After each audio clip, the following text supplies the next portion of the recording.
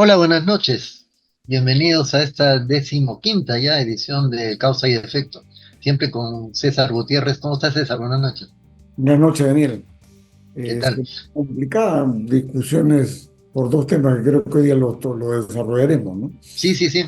Sí, tenemos hoy día el tema de, bueno, vamos a hablar otra vez de transporte porque el problema sigue vigente. Y vamos a hablar después de un tema que es muy interesante, las energías renovables, un poco para iniciar este tema de la energía en general, aparte del petróleo. Ya el petróleo creo que está tratado en bastante extensión.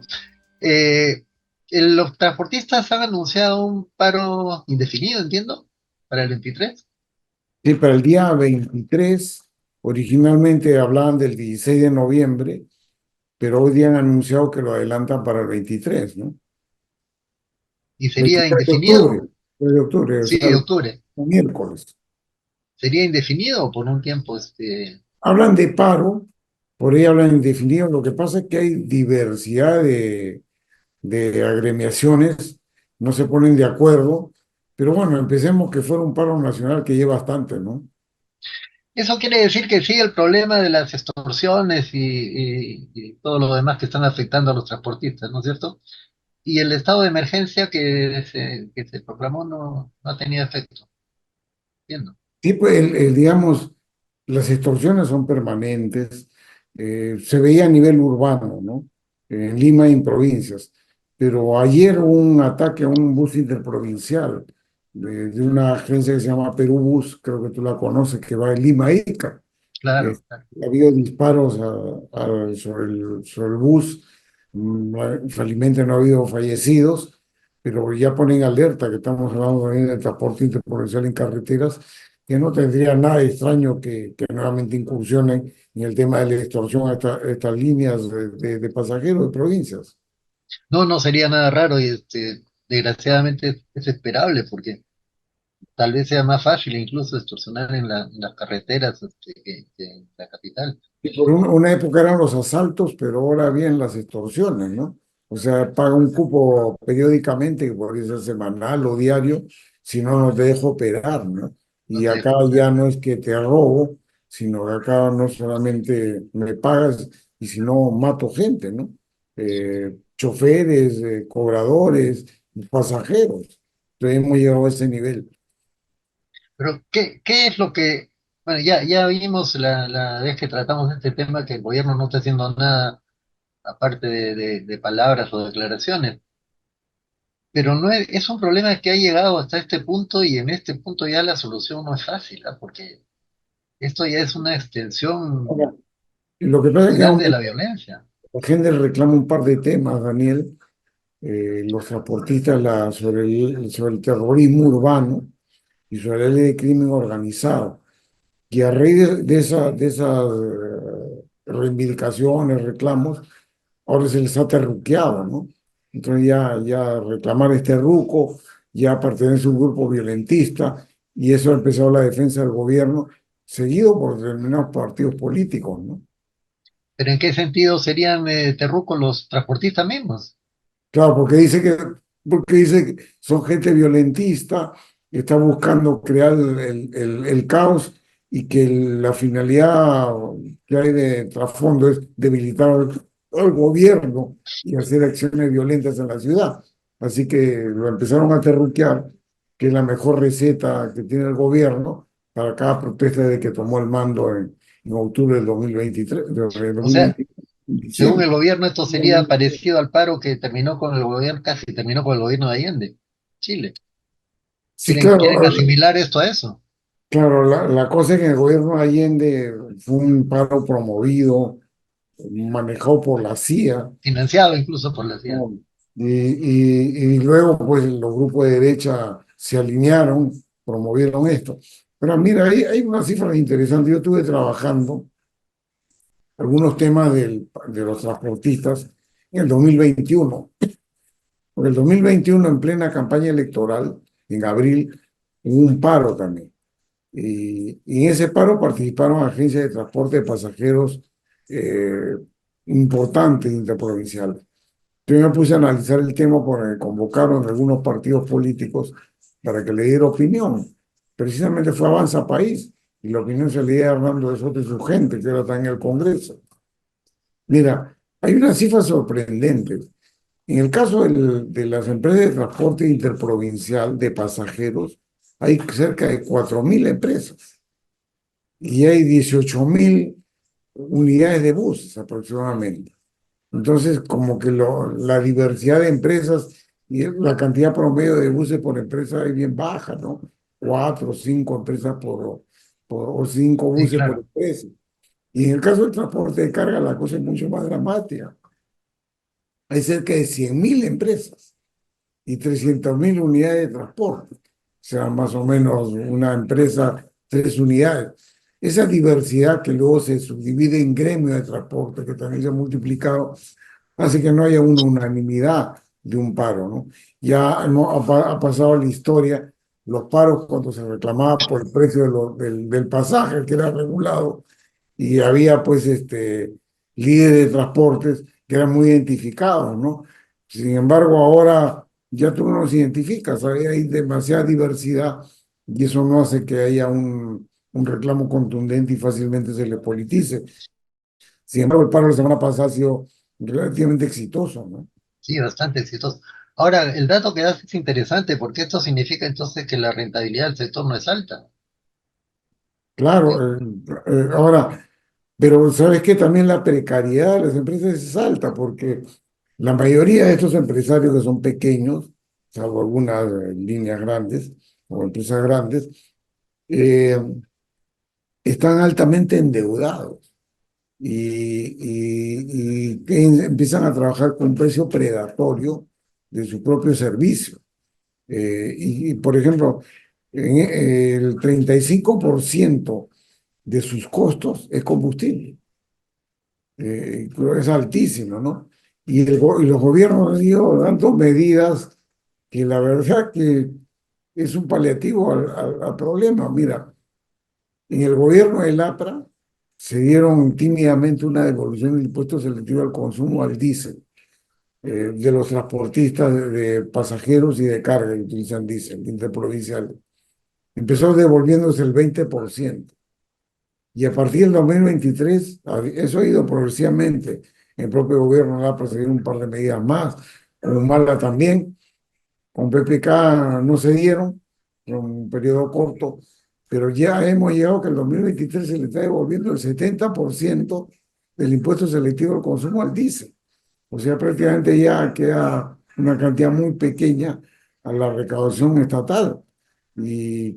Claro, el impuesto selectivo al consumo al diésel representa casi el 20% del precio.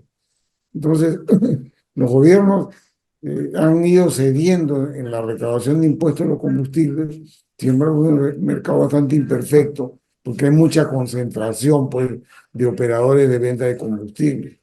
Pero el problema es mucho más agudo, porque ahora no solamente es un reclamo de combustibles, que no lo han dicho, sino es un reclamo por la seguridad, que es un tema más grave, porque aquí no hay variable económica con cual manejarse, sino inteligencia que debería manejar el gobierno, que no la manejan. ¿Y qué grupos estarían haciendo estos atentados? ¿Se pueden identificar algunos grupos? Mira, ¿Habían? han identificado a uno de ellos, los dirigentes, ¿ya? Que lo han asociado al partido de Antauro Malo. Pero no significa nada, pues, o sea, es uno de varios, y se le identificó una orientación política. Pero más allá de la orientación política, yo creo que el reclamo es legítimo, el reclamo por la inseguridad propia de los propietarios, de los choferes, de los correos y los pasajeros es una realidad.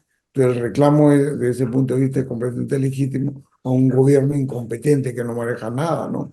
Entonces, yo creo que eso es un tema a tener en cuenta, pero se le ha desacreditado, pues se le desacredita con que una persona pertenezca al partido de Antauro, ya el reclamo es sencillamente desestabilizador del gobierno, ¿no? Lo desestabilizador, más que del gobierno, de la sociedad, es la inseguridad, ¿no? Comienzo interior incompetente y encima confrontacional. Hablando del partido de Humala, leí en la mañana que se le quiere prohibir.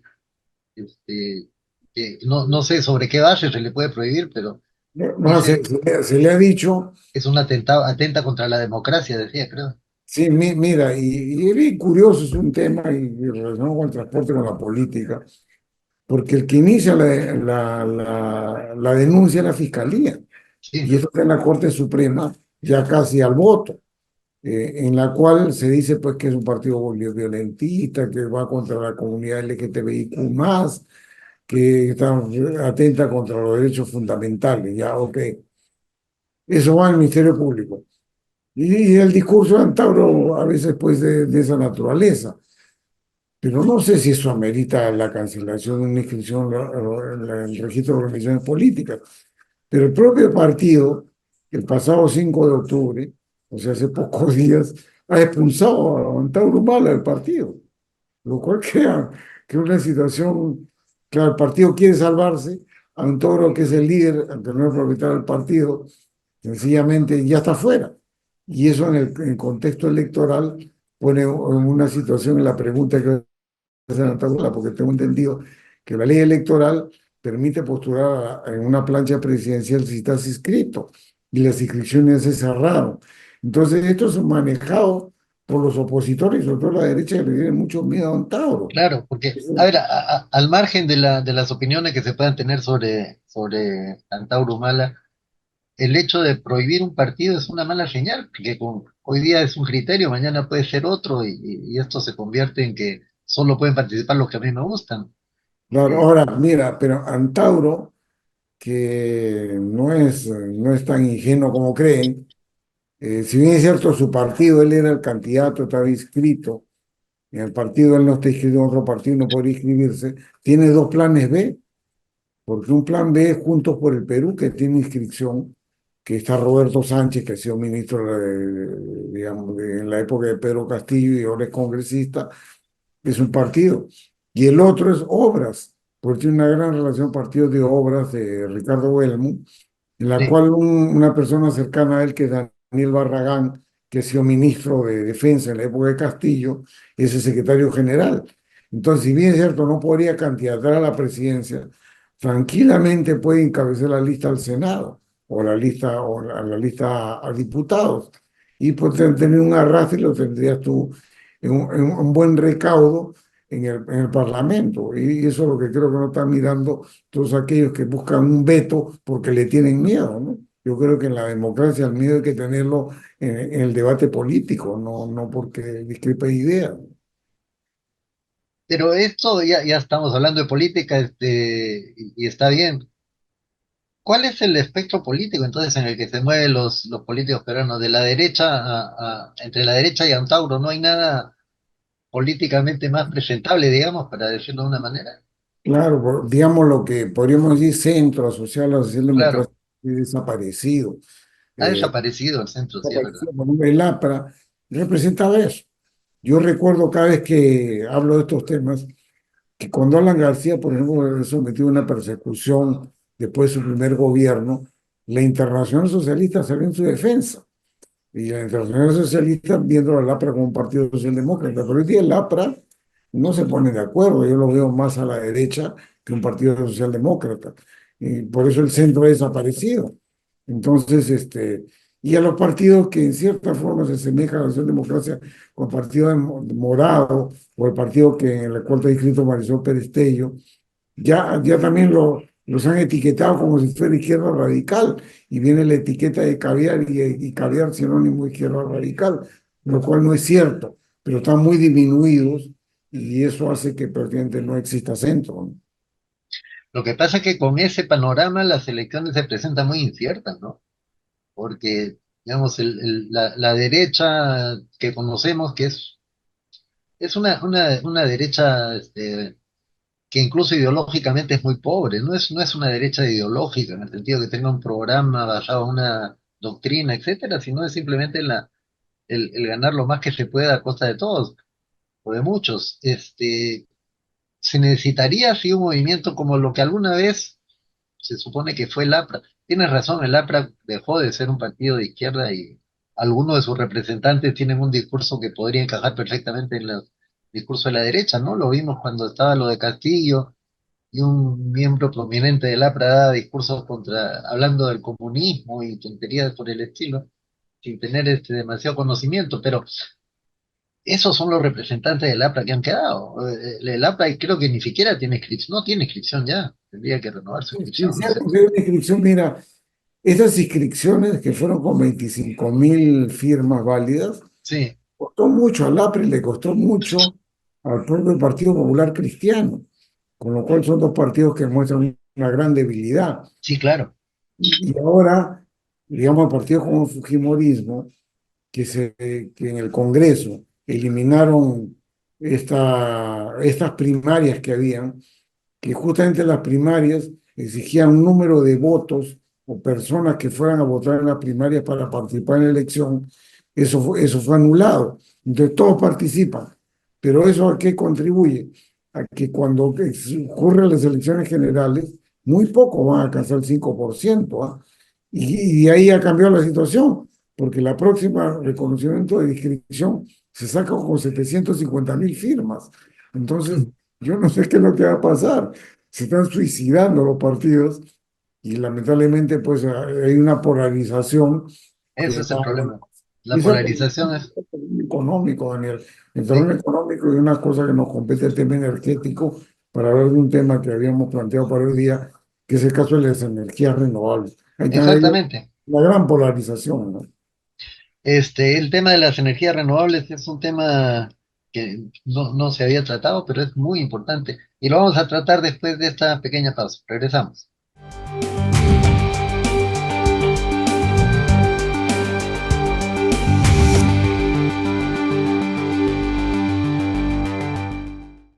Eh, el tema de las energías renovables es un tema que se discute en todo el mundo. Eh, en Europa, en Estados Unidos, es un tema del que se habla mucho por diversas razones, cambio climático, la contaminación, el agotamiento en sí de recursos, se quiere reemplazar a los combustibles fósiles. La primera pregunta, creo, sería, tú eres especialista en esto, César, ¿qué tan factible es el uso de energías alternativas para reemplazar a los combustibles fósiles? No, mira, o sea, decir que lo vas a eliminar era un discurso, digamos, de iluso, ¿no? Se necesita, sobre todo cuando existe gas natural y la que dan continuidad en la termoeléctrica. La propia hidroeléctrica que es renovable, la convencional y no convencional. La no convencional hidroeléctrica son centrales hidráulicas hasta 20 megas y el resto son hidráulicas convencionales o renovables convencionales. Eh, la hidrología es impredecible. Y mira lo que ocurrió en Ecuador, ¿no? El gobierno de Correa apostó mucho a las hidroeléctricas, hizo una gran inversión con préstamos chinos, que está sufriendo un problema de generación eléctrica severo por temas hidrológicos que no son predecibles. Pero lo único que te da predictibilidad es la producción cotérmica. Entonces es una mixtura, digamos, que debes tener hidráulica, que bajo costo, en época de hidrología buena, en buena hora. Debes tener solar, que es muy bajo costo, pero funcionan de día, el almacenamiento es muy caro. Debes tener eólica, que tiene un funcionamiento casi las 24 horas, pero no es permanente. Y todo esto reforzado por técnicas, ¿no? Es un mix el que tiene que pensar que solamente con renovables abastece la demanda es una ilusión, ¿no?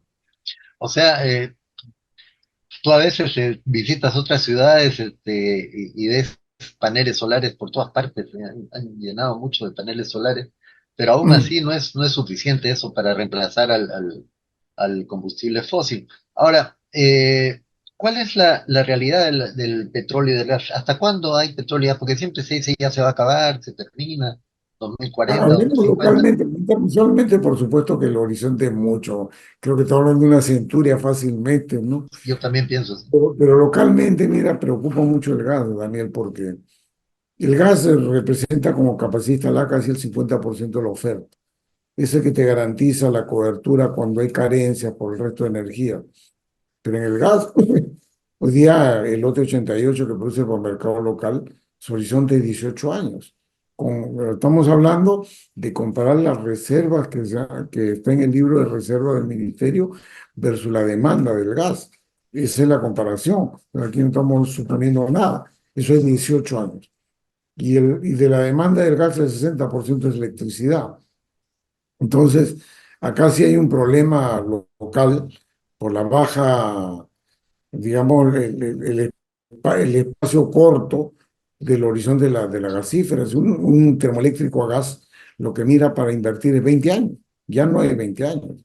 Entonces va a haber un problema ahí que no se está viendo cómo se soluciona.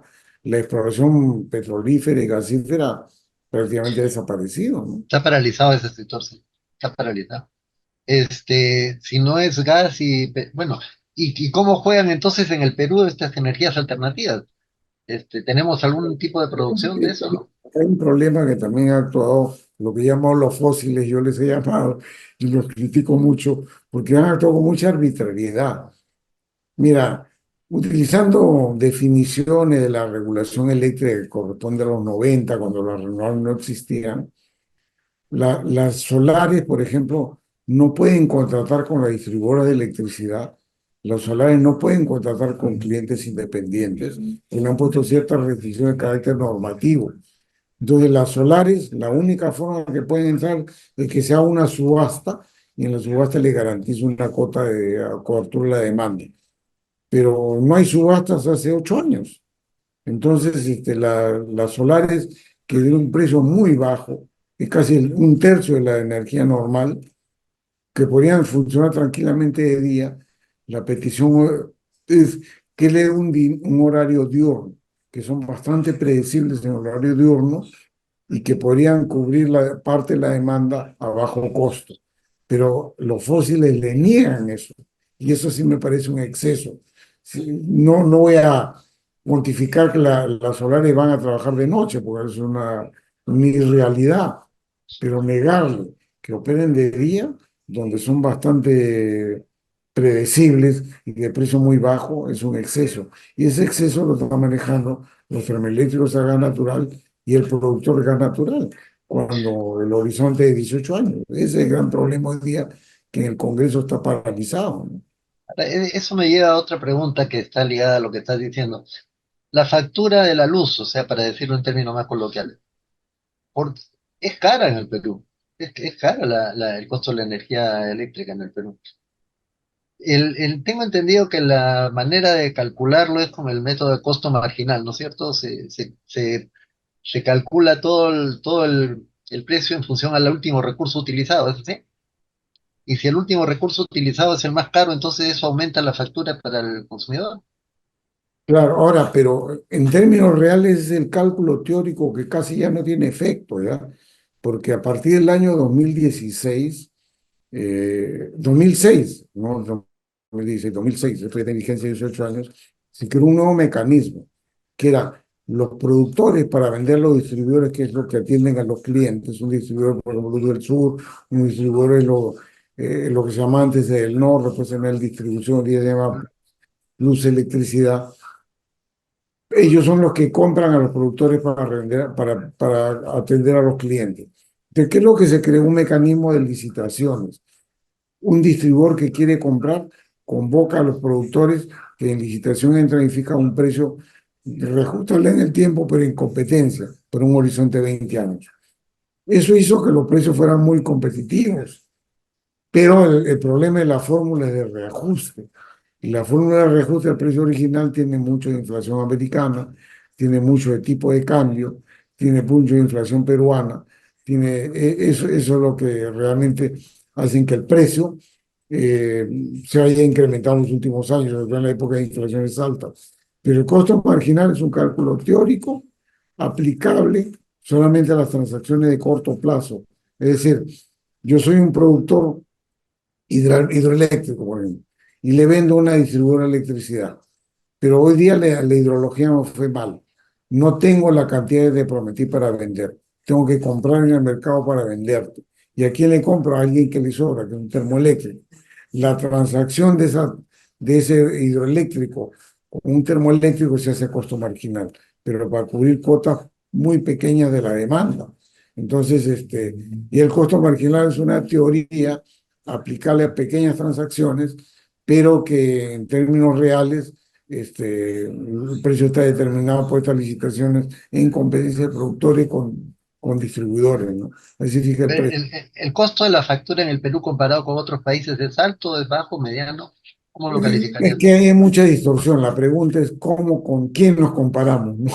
Bueno, En Ecuador hay un precio muy subsidiado. En Brasil un poco se parece al sistema regulatorio peruano. Los únicos comparables serían, en términos reales, Colombia y Brasil y Perú y Chile. Perú y Chile. Por ahí andamos. Respecto a Brasil somos más baratos, respecto a Chile somos más baratos, respecto a Colombia son ligeramente más caros.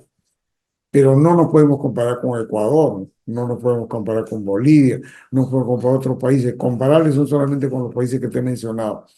Pero viene una coyuntura complicada, Daniel, porque acá tenemos una capacidad de oferta alta respecto a la demanda. Mira, la oferta es como 10.000, hablando de ujú, megavatios, y la demanda es 8.000, sobran dos. ya, Entonces, el problema es que esos 2.000 que sobran es oferta de electricidad en base a petróleo o diésel, no a termoeléctricas a gas. Y si el precio al gas es como 60, de una termoeléctrica de 60, el precio a diésel es como 200. Y el gran problema que estamos teniendo es que el discurso de los termoeléctricos era que existe sobre oferta, ni una unidad más, no liciten. Bueno, ¿qué ocurre? Que la oferta de bajo precio, que es hidroeléctrica, renovables y termoeléctricas a gas natural, se acaba el próximo año, con las propias proyecciones del operador del sistema. solo Entonces, queda solo queda la otra. claro, y lo que va a ocurrir es que para cubrir la demanda vamos a utilizar las termoeléctricas a diésel. Y nuevamente entramos ahora sí al ciclo que tú hablabas, el costo marginal, porque digamos, las licitaciones con precio bajo costo ya se han encubierto la demanda, pero como va a faltar, van a entrar las termoeléctricas a diésel y ahí Claro. se va a calcular bajo costo marginal. Entonces el precio va a ser muy alto y eso está previsto para el último trimestre del próximo año. Entonces O los sea que el último trimestre del próximo año, perdón, se dispara el precio de la claro, energía. y es un pronóstico del propio operador del sistema. El gran problema, el gran problema es que hoy día los termoeléctricos a gas natural no quieren perder ni un vatio de oferta y quieren beneficiarse de ese precio alto, porque como tú mencionabas, el precio alto de las petroleras va a fijar el precio para la hidroeléctrica, para la termoeléctrica a gas natural y van a ganar más plata. Entonces están oponiendo a una ley de renovables para suministro diurno porque no quieren a nadie que les quite un vatio o que les quite una molécula de gas. Es una gran discusión que pasa desapercibido para el común de los ciudadanos, que Y es un por tema. eso dificultan la entrada de los renovables, entonces. Claro, ¿no? Y le han puesto una valla. Mira, hay un proyecto de ley ya dictaminado en el Congreso hace 16 meses que no se lleva al Pleno por oposición de los termoeléctricos a gas y lo sataniza. Y si bien es cierto, las solares ayudarían, no solucionan completamente el problema, ayudarían que el impacto en la tarifa sería menor si es que ocurre lo que ya se pronostica que el próximo año, el último trimestre, vamos a tener que satisfacer la demanda con la oferta a petróleo diésel, que son las termoeléctricas que están en hilo, que se construyeron como centrales duales, es decir, funcionaban a gas y a diésel pero y eso estaba pensado en el gasoducto sur peruano, pero como el gasoducto fracasó, esas centrales solo funcionan a diésel. Y eso son las que van a abastecer la demanda el próximo año, en el último trimestre. ¿Y Ese es el quiénes gran serían los problema. productores, César, solo como información, quiénes son esos productores de electricidad que van a vender a... Ya, o sea, son dos, ¿no? Que tienen, entre los dos, suma más o menos 1.400 megas. Uno era Calpa y Ah, sí, lo ha comprado una empresa que se llama que pertenece a Celexa, que es el Cemento Lima, y la otra la ha comprado, perdón, el Grupo Romero ha comprado la Mollendo, que pertenecía a Calpa, y la otra, que está en Hilo, pertenece al Grupo Eni, que es una empresa estatal francesa. Entonces son más de los grandes beneficiarios y los grandes opositores a que exista, digamos, más oferta renovable que no soluciona el problema, pero lo paliarían. Es un tema para desarrollarlo con detalle, para hablarlo en otra oportunidad, pero esto es un pantallazo de lo que vamos a vivir y de los precios que vamos a sufrir, y va a caer justamente en plena campaña electoral, porque en el último trimestre del año 2025 va a estar en campaña electoral, y con el gran desconocimiento se puede hacer mucha demagogia de ese tema, ¿no? El Grupo Romero es el propietario de Banco de Crédito, pues, ¿no es cierto? Claro, que son los propietarios de la empresa, son los propietarios de la empresa que se llama Puerto Bravo, se llama la empresa que produce 700 megas en Mollendo. Y la otra es Engie, que está ubicada en Hilo, que es la estatal francesa. Pero no solamente se oponen ellos, ¿ah? Se oponen también Calpa, que tiene termoeléctricas acá en Chilca, que es uno de los grandes actores de termoeléctrica, y se opone Fénix, que es una empresa privada. Calpa es una empresa privada, capitales americanos, y Engie es una empresa, no, perdón, el otro caso de Engie es empresa estatal francesa, y la otra que existe aparte de Calpa es Termochilca. Termochilca pertenece al grupo de Cementos Lima, que se llama Celepsa. Esos son los grandes opositores. No quieren ni una molécula perder, ni quieren perder un vatio de su oferta porque se van a beneficiar con el precio alto. Esa es la gran discusión que poco se está conociendo. Ya ha habido una campaña atroz en medios especializados contra las renovables, ¿no? Muy bien, César, interesantísimo el tema. Creo que vamos a tener que seguir conversando de esto. Por hoy día se nos terminó el tiempo, pero creo que vale la pena hablar de estos temas porque no son muy conocidos, no se les da mucha difusión, pero es necesario saber quiénes son los que están manejando todo esto, y qué beneficios nos trae o qué perjuicios puede traer. Muy bien, César, muchas gracias. Nos vemos entonces la próxima semana. Chao, chao con todos.